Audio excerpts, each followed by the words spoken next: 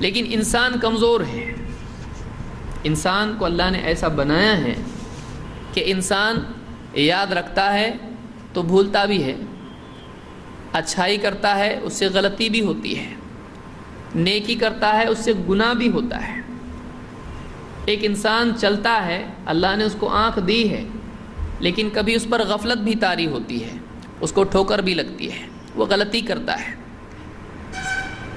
کبھی یہ غلطی انجانے میں ہوتی ہے، کبھی جان بوجھ کے ہوتی، کبھی معلوم ہوتا ہے یہ گناہ ہے پھر بھی آدمی کرتا ہے.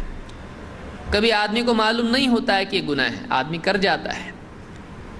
کبھی ایک چیز کی وجہ سے ایک چیز کے کرنے میں دوسری چیز آدمی بھول جاتا ہے.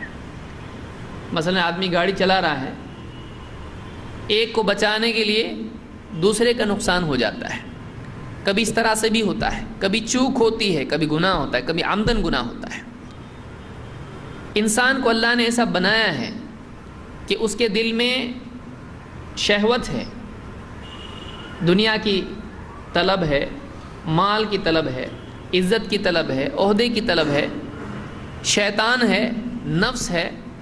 انسان کو دنیا میں فتنے ہیں، انسان پر پریشانیاں آتی ہیں، اس پر آزمائشیں آتی ہیں، اس پر مختلف ادوار اور احوال اس پر آتے ہیں. کبھی بیماری، کبھی پریشانی، کبھی فقر و فاقہ، پھر کبھی دنیا کی مسائل، پریشانیاں. ان ساری چیزوں میں رہنے کے بعد ایسا ہوتا ہے کہ ایک انسان ایک چیز کبھی اچھے انداز میں کرتا ہے لیکن کبھی اس میں کوتاہی ہو جاتی ہے. کبھی ایسا ہوتا ہے کہ ایک آدمی کا ایمانی جذبہ بہت اونچا ہوتا ہے، لیکن کبھی ایسا حال ہوتا ہے کہ وہ دین سے دور ہوتا ہے، اللہ سے دور ہوتا ہے. کبھی ایسا ہوتا ہے کہ وہ عبادت بہت اچھے انداز میں کرتا ہے کہ اللہ کے سوا کوئی ذہن میں نہیں ہے، احسان کے اعلیٰ مرتبے کے ساتھ عبادت کرتا ہے. لیکن کبھی ایسا ہوتا ہے کہ دنیا کی فکر، دنیا کے مشاغل، یہ ساری چیزیں اس کے دل میں آتی، بلکہ بعض اوقات ریا کے جذبات بھی آتے ہیں. انسان دونوں چیزوں کے بیچ میں چلتا رہتا ہے، کبھی دینداری اور کبھی ٹھوکر لگ کے اس سے گناہ ہوتا ہے. بعض اوقات گناہ سنگین ہوتا ہے اور گناہ کی وجہ سے دنیا میں بھی اللہ کی پکڑ آتی ہے. یہی بات اللہ نے قرآن کریم میں فرمایا، ظہر الفساد فی البر والبحر بما کسبت ایدی الناس.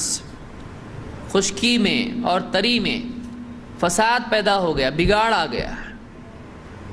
کبھی بگاڑ انسان کے اعمال کی وجہ سے ہوتا ہے، قتل و غارت گری، اور کبھی ایسا ہوتا ہے کہ اللہ کی طرف سے پکڑ کے طور پر ہوتا ہے کہ آسمان سے اللہ کی طرف سے پکڑ آتی ہے. کبھی زلزلے کی صورت میں، کبھی طوفان کی صورت میں، کبھی باڑھ کی، سوکھے کی، کسی اور صورت میں. ظہر الفساد فی البر والبحر، زمین پر، خشکی پر اور تری میں فساد پیدا ہو گیا، بگاڑ آ گیا. بما کسبت ایدی الناس، لوگوں کی کمائی کی وجہ سے.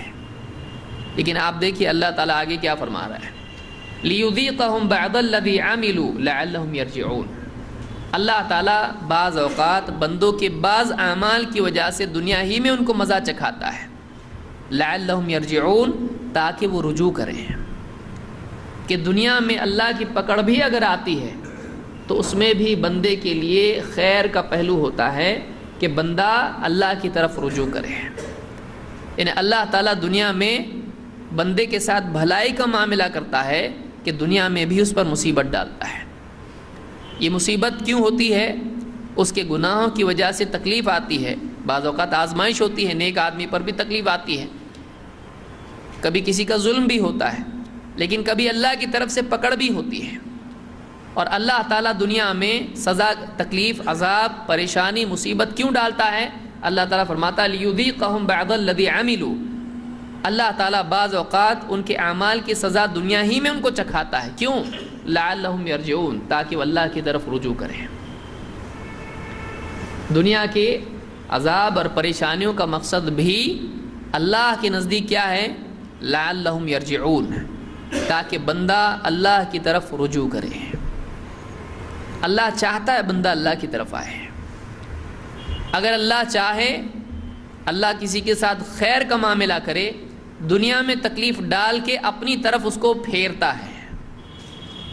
لیکن اگر اللہ بندے کے ساتھ شر کا فیصلہ کرے تو دنیا میں اس کے لیے آسانیاں پیدا کر دیتا ہے اور وہ اس میں کھو جاتا ہے اور پھر اللہ کی طرف رجوع نہیں کرتا ہے۔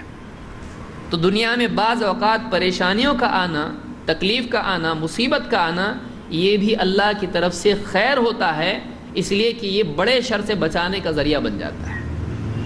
ایک آدمی ہے، گناہ کر رہا ہے، دنیا میں پکڑ نہیں آ رہی ہے، بعض اوقات وہ غافل ہو جاتا ہے اپنے احوال سے، اپنے اعمال کے بارے میں بے فکر ہو جاتا ہے، اور نتیجہ کیا ہوتا ہے؟ توبہ کی توفیق نہیں ملتی ہے اور آدمی اسی حال میں دنیا سے چلا جاتا ہے اور پھر آخرت کے اندر اس کی پکڑ ہوتی ہے۔ لیکن اس کے بالمقابل دوسرا بندہ ہے، اس سے گناہ ہوتے ہیں، اس سے غلطیاں ہوتی ہیں، دنیا میں اللہ کی طرف سے سزا آتی ہے۔ اب اس سزا کی وجہ سے، اس تکلیف کی وجہ سے جو ایک حصہ ہوتا ہے سزا کا، بندہ اللہ کی طرف رجوع کرتا ہے، اس کو لگتا ہے کچھ تو غلط میں کر رہا ہوں، وہ سوچتا ہے، وہ اللہ کی طرف گڑ گڑا کہ اللہ میرے مسئلے کو حل کر دے، اے اللہ اگر کوئی غلطی میں نے کی تو معاف کر دے، اللہ کی طرف رجوع کرتا ہے۔ یہ رجوع اس کے گناہوں کے لیے معافیہ بنتا ہے، اس کے مرتبے کو بڑھانے والا بنتا ہے، اس کو اللہ سے قریب کرنے والا بنتا ہے، اس کو اللہ کی جنت میں داخلہ دلانے والا بنتا ہے۔ تو بعض اوقات دنیا کا عذاب ایک انسان کے لیے اللہ کے قرب کا ذریعہ بنتا ہے۔ ایک بگڑا ہوا انسان، ایک گناہگار انسان، تکلیف کی وجہ سے دنیا میں سزا بھی اس کے لیے جزا کا ذریعہ بن جاتی۔ کتنی عجیب چیزیں آپ دیکھیے، دنیا کی سزا آخرت کی جزا کا ذریعہ بنتی ہے۔ واقعی ایک انسان میں اپنے حالات سے سبق لینے کا، اللہ کی طرف رجوع کرنے کا مزاج اگر موجود ہو، ٹھوکر لگنے کے بعد وہ یہ سوچے کہ واقعی کیوں لگی ٹھوکر، وہ اللہ کی طرف متوجہ ہو، اللہ اگر کوئی غلطی ہو تو معاف کر دے۔ تو بعض اوقات دنیا میں بھی جو تکلیف آتی ہے، ان تکلیفوں کا مقصد یہ ہوتا ہے، اللہ تعالیٰ تکلیفیں اس لیے ڈالتا ہے کہ بندہ اللہ کی طرف رجوع کرے، اللہ کی طرف بڑھے۔ یہ اللہ کی نعمتوں میں سے ایک نعمت ہے۔ اگر واقعی آدمی غور کرے تو دنیا میں تکلیف آنا بھی اللہ کی طرف سے ایک نعمت ہے، یہ بڑی نعمت کا ذریعہ ہے اللہ کے قریب ہونے کا۔ لیکن آدمی بعض اوقات کیا سوچتا ہے، کیا اتنا میرے اوپر تکلیف آ رہی ہے، بجائے اللہ کے قریب جانے کے وہ اللہ سے دور ہو جاتا ہے، بجائے اللہ کی طرف رجوع کرنے کے، اللہ سے گڑ گڑا کر اپنے گناہ کی معافی اور اپنے مسائل کے حل کے طلب کرنے کی بجائے وہ اللہ سے شکایت کرنے لگ جاتا ہے۔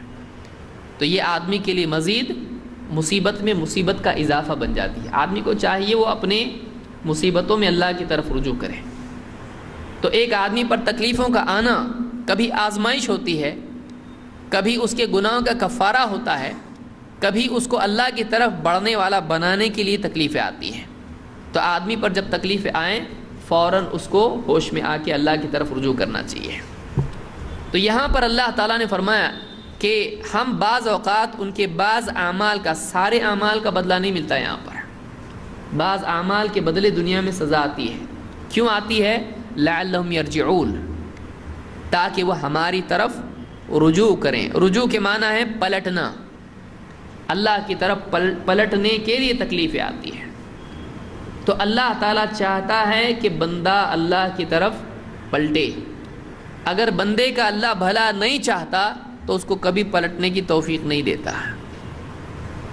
بتائیے یہ اللہ کا احسان نہیں ہے کہ اللہ حالات ڈالے کہ ارے اب تو پلٹ، اب تو میری طرف بڑھ، ان تکلیفوں سے تو مجھ کو گڑ گڑا کے پکار، تکلیف آتی تو پکارتا ہے اللہ کو۔ یہ اللہ کا احسان ہوتا ہے تکلیف ڈالنا بھی اس کے لیے، بشرطے کہ بندے میں واقعی اتنی گہری سمجھ ہو کہ وہ اپنے احوال سے سبق لے۔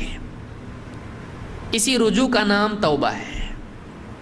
ایک آدمی کا گناہ کے بعد، برے اعمال کے بعد، شر کے بعد، غلطی کے بعد اللہ کی طرف پلٹنا، اسی کا نام کیا ہے؟ توبہ۔ اسی کو عربی زبان میں توبہ کہتے ہیں، اسی کو انابہ کہتے ہیں، اسی کو رجوع کہتے ہیں۔ آج کے درس میں، آج کی گفتگو میں اسی موضوع سے متعلق کچھ باتیں ہم دیکھیں گے کہ توبہ کی دین میں اہمیت کیا ہے اور توبہ کی تفصیل کیا ہے، اس کی فضیلت کیا ہے، اس کی اہمیت کیا ہے اور اس کا طریقہ کیا ہے۔